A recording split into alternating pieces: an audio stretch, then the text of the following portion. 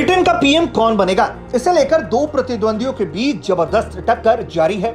इस टक्कर के दौरान ब्रिटेन में पीएम पद के उम्मीदवार ऋषि सुनक ने टीवी डिबेट में जीत हासिल की है। जानकारी के मुताबिक सुनक की लिज ट्रस के साथ टीवी डिबेट थी। ये बहस कंजर्वेटिव पार्टी के सदस्यों के सामने हुई। जब कंजर्वेटिव पार्टी के सदस्यों से पूछा गया कि किस नेता की बहस से ज्यादा प्रभावशाली और तर्कपूर्ण उन्हें लगी, तो सदस्यों ने सुनक के समर्थन में अपने हाथ उठा दिए।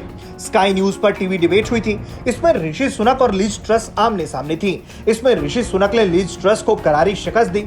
दो दावेदारों द्वारा 10 डाउनिंग स्ट्रीट पर बोरिस जॉनसन की जगह लेने के लिए तर्क दिए गए। इस डिबेट के बाद कंजर्वेटिव सदस्यों की राय ली गई। सुनक की इस जीत से उनके समर्थकों में खुशी की लहर दौड़ गई है। हाल के जनमत सर्वेक्षणों में सुनक ट्रस्ट से पीछे चल रहे थे। पिछले सर्वेक्षण में उन्हें टोरी सदस्यों के बीच सुनक से करीब 32% अंक आगे रखा गया।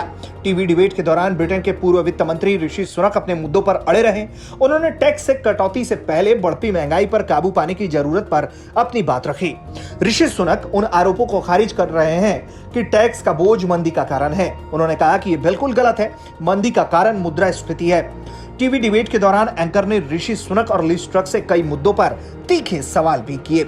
इसके पहले ऋषि सुनक ने अपने तेवर दिखाते हुए अपने प्रतिद्वंदी को टक्कर देते हुए कहा था कि ब्रिटेन में चरमपंथ को बढ़ावा देने वाले संगठनों को वो नष्ट कर देंगे।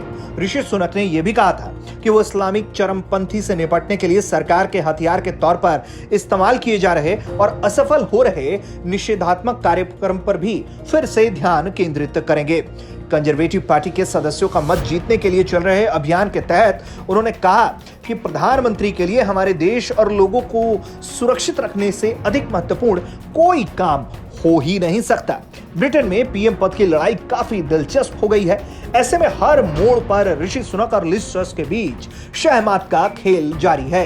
लेकिन जिस तरीके से ऋषि सुनक ने इस बार वापसी की है, उन्हें उनकी दावेदारी के नजदीक ये मुकाबला लेकर जा रहा है। ब्यूरो रिपोर्ट, भारत तक।